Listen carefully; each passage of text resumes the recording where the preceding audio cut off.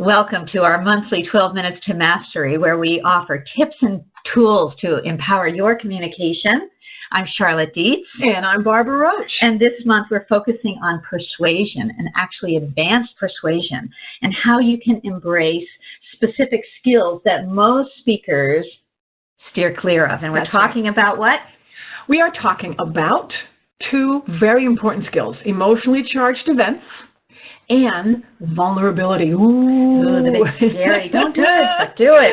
Are you seriously going to talk about vulnerability? We have to if you're going to be a powerful presenter. Exactly. And because it's Persuasion Month, we can't do justice unless we talk about these two elements. Let's go. All right.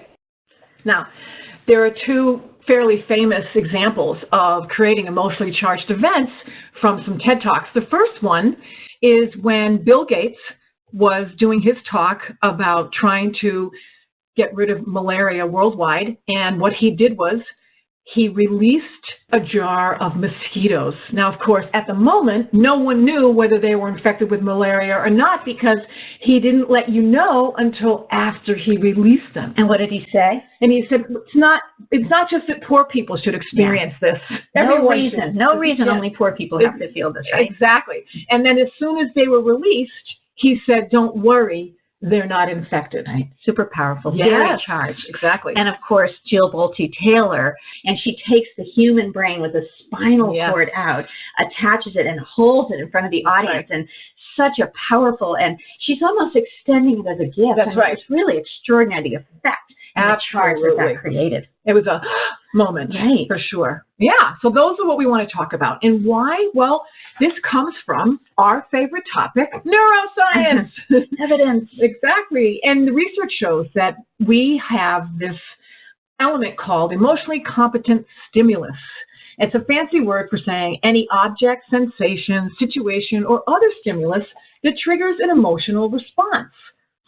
Now, they can be subtle or obvious, but either way, they're going to elicit a chain of events that leads to a feeling. And they're central to all human interaction. They're essential to communication. And wait for it, Charlotte, it's central to learning. Interesting. Isn't it? So we have this quote from Paul Nicholas, an actor: "The moment an idea has meaning for you, it becomes yours. It's a part of who you are." Love that. So here's a great example of one. Okay, I chose this. Have you ever walked into the summer state fair and you smell that fried dough? Oh, the wafting aroma. Exactly. And it's powerful because, neurologically speaking, the olfactory bulb has a direct connection to the amygdala, which is our source of emotion, and to the hippocampus, which is our source of memory. So here's one fun example of an emotionally charged event. I don't know if you've seen Stephen Colbert's new studio. Okay, so that's the ceiling. He tried to make a very wow, and see, they're all images of him. Every stained glass is an image of Colbert, and you'll see guests go, oh my God, as they look up. Oh my God, it's like it's a cathedral. It's a cathedral. Exactly. I like how he's sort of making fun of himself. That's right. That's right. God is, and of course we have, as we've said before, babies and puppies are the thing that are very emotionally charged for most people, and they get used in marketing all the time to sell all kinds of things. But the interesting thing is, what's true about babies and puppies is they can't speak. They seem so vulnerable. They can't express themselves. So we sort of fill in what's going on, and that really connects us to the storyline that we build for them. Yeah. Oh, they're adorable. Okay. We'll get back to puppies later. Okay, good. That's right. We're going back to puppies. Puppies are us. So here's some wonky science that might help. We want you to use emotions to your advantage. So emotionally charged events, or what this is called, the ECT, is they stay longer in our memory. And by T, they mean trigger, emotionally charged trigger. They stay longer in our memory, and they're recalled with greater accuracy due to the release of dopamine, which, Charlotte, is called the human save button. The human save button, because the amygdala is triggered. And here are some universally experienced stimuli from the research. First, food. We think essentially, can we eat it? And then there's threat, and that is, will it eat me? And let's just go with the absolute core issue of sex. We think, can we mate with it? And then finally, familiarity and pattern matching. And the brain says, have I seen this before? Yeah. So researchers now believe that there is no such thing as an emotionally neutral message.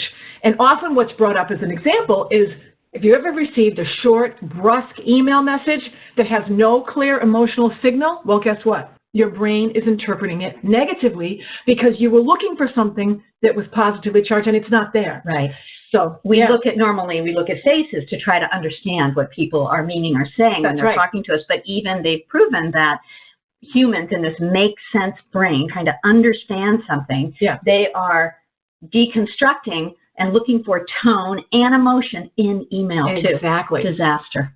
Now, one thing we just want to point out, at no extra charge, by the way, is that there can be emotionally charged gestures. There can be emotionally charged body language. There can be emotionally charged vocal tone. So this can happen every which way. It's not just that you have a prop like Jill Bolte Taylor or Bill Gates. It can be all manner of ways in which you have an emotionally charged message. Exactly. And what we would call some human vulnerability. And of course, when we talk to presenters about this, head goes right in the sand. Anything but that is what we hear. This is sort of what our clients will do whenever we say, hey, did you consider adding some pathos? Right. Because when we think of pathos, vulnerability, people experience it as a threat. Most correlated to high risk, personal risk, but it doesn't mean, being vulnerable doesn't mean that you're dumping your insecurities, your uncertainties on your audience.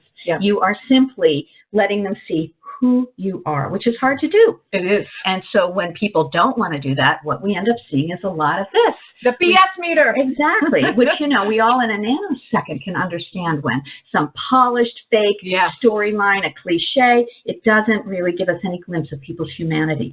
So a great example that we found was this powerful pathos-driven story by an organization called Mutual Rescue. And this is the story of Eric, who's 140 pounds overweight. He has type 2 diabetes. He has literally been shamed off an airplane because he's so overweight. They don't have a belt that will go around him. And somebody's yelling at him that he's missing his flight because he's so fat, and they have to get him off the plane. And he tells the story of the doctor saying to him, you either going to buy a coffin or you go get yourself a dog.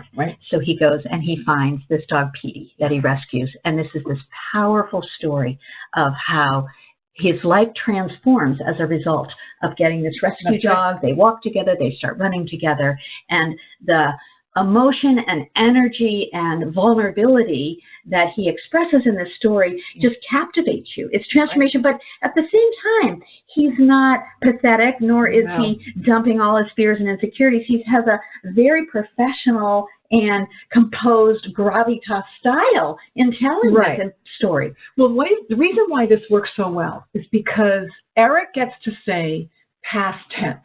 So when he talks about the airplane and being shamed by the passenger sitting next to him and that his doctor told him to get a gravestone, it's because he's already at the transformation. And the big point is, pathos, you're not a weakling, and it is not a weak link. It's actually the strongest, most powerful human connection we can find with our audience. Pathos is powerful. It is. We have to build a tolerance for our own vulnerability, and that's Annette Simmons, who's written one of the very good books on storytelling. She's written many books. She's a leader in this industry. That's right, and it's a great way to say it. If we get comfortable doing it, we are going to connect with our audiences more fully and persuade with influence and with real connection. And guess what time it is? It's time to stop. So, as just a quick repeat, we had talked about last month and this month the rhetorical triangle, and that is that you have established your credibility, you have great evidence, data, and logic to your argument, and you hopefully now are willing to add some pathos. Yes, not make it 10%, make it a full 33% of this presentation. And remember, humans feel before they think. We talked about the neuroscience, the triggers in our amygdala.